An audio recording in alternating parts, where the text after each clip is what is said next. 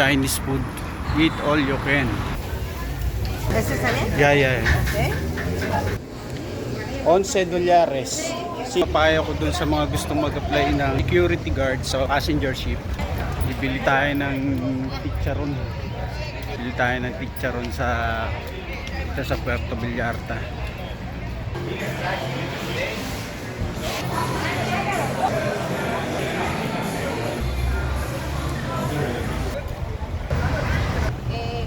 Doon ako pupunta sa market daw yung bilihan ng chicharon na malaman. Stoplight, tatawid ako rito. Yan, dire-diretso ron. Ayun yung Walmart tsaka Asam. Ito malapit-lapit na. Chinese food. Eat all you can. Nakit na tayo sa palengke.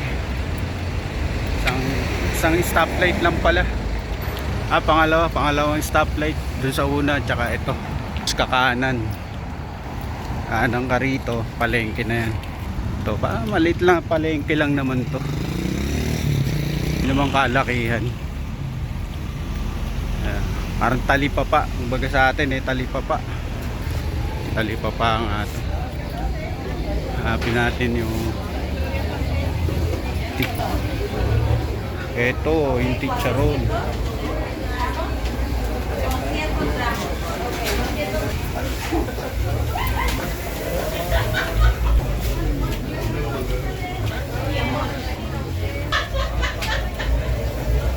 Hanapin natin yung tindahan ng chicharon. Parang hirap hanapin, pero may nakita na ako yung tindahan ng chicharon. Ito nga yata yun. Madam, are you selling chicharon?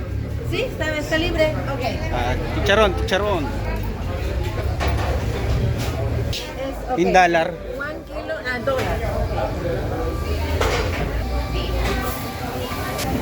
Ito na nga yung chicharon. Ano yun natin? 1 kilo es $22. 22, Ajá. 1 kilo. Ajá, 1 kilo. $11. Ajá, medio kilo, sí. Ok. ¿Te gustaría como de este? Ajá. ¿Este está bien? Yeah. Ok. ¿Un otro? Yeah. ¿Sí?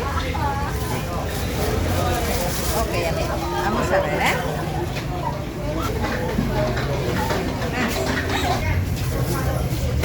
Ajá, ok.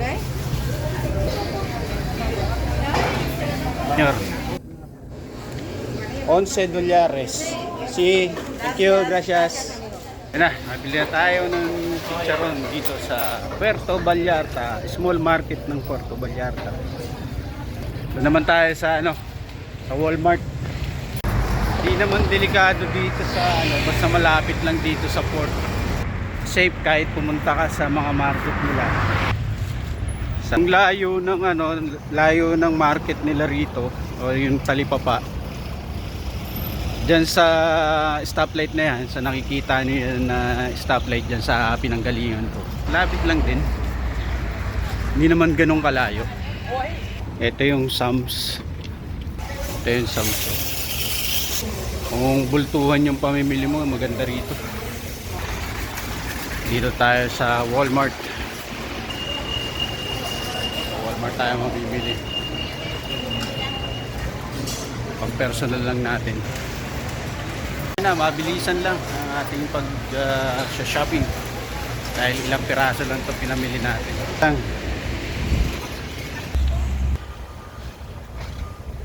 Tatlo pala yung barko ngayon dito sa Puerto Vallarta. Wayland, Royal at saka Vista. Ngayon pala lalabasan yung ibang crew member. Ako pauwi na, pabalik na. Ngayon dun sa mga maipapayo ko dun sa mga gustong mag-apply ng security guard sa passenger ship or sa cruise ship. Yes, senyor. Maipapayo ko, magpasa kayo ng resume sa online. Pwede rin ho kayong mag-walk-in. Dalawa ho yan. Online at saka walk-in, mas maganda. Lahat ng manning agency na tumatanggap ng security guard sa cruise ship pasahan nyo yun. Lahat yun na online, pasahan nyo. Lahat ng pwede nyong pasahan na agency dyan sa atin. Pahiya, Magsaysay, RCCL, UPL, Bishop, Wilhelmsen, matanggap po ng security guard yan. Kaya lahat yan, mag-online kayo, pasahan nyo ng resume. Marami na rin pasahero. Bisperas dito 24, so kaya medyo busy yung mga business dito sa port ng Puerto Vallarta. So ayun po, no. Kasi ang ginawa ko dati, kasi hindi naman lahat yan may ipapasa mo eh. Kung alin yung unang tumawag sa'yo,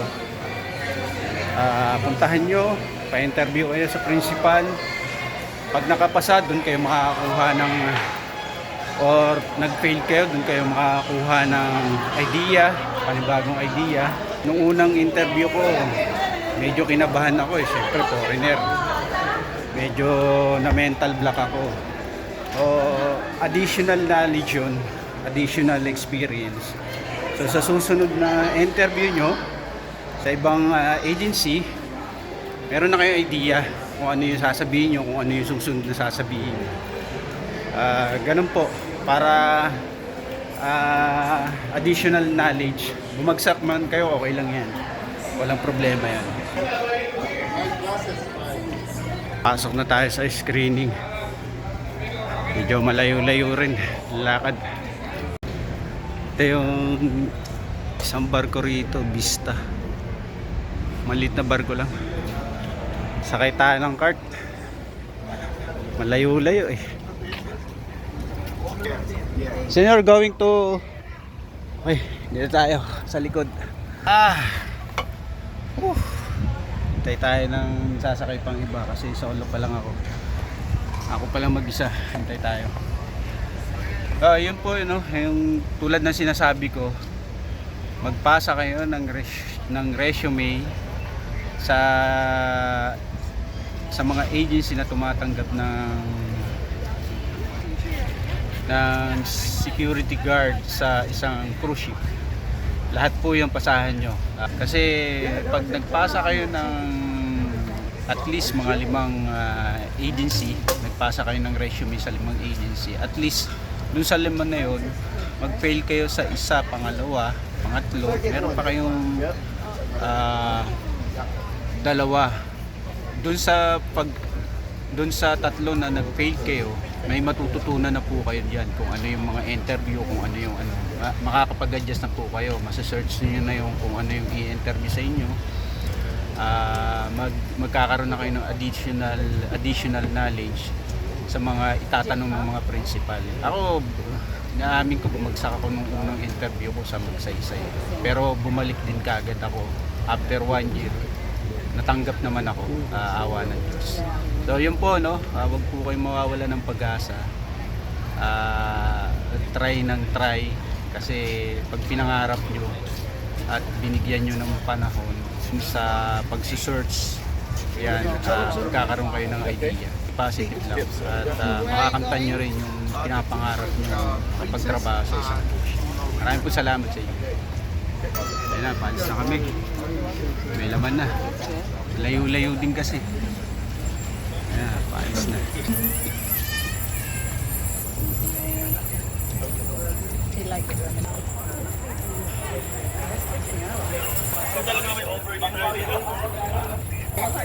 Layo-layo rin eh, pag galing dito sa terminal.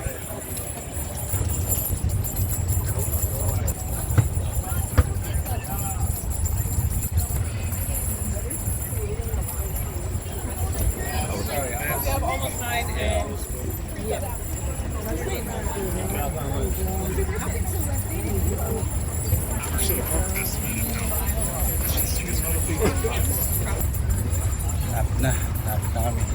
Ito lang kami. Gate namin.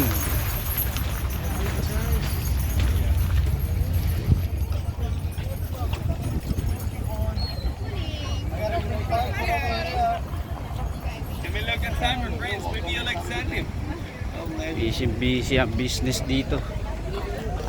Bye-bye. See you next time. See you next time for my vlog. Bye-bye.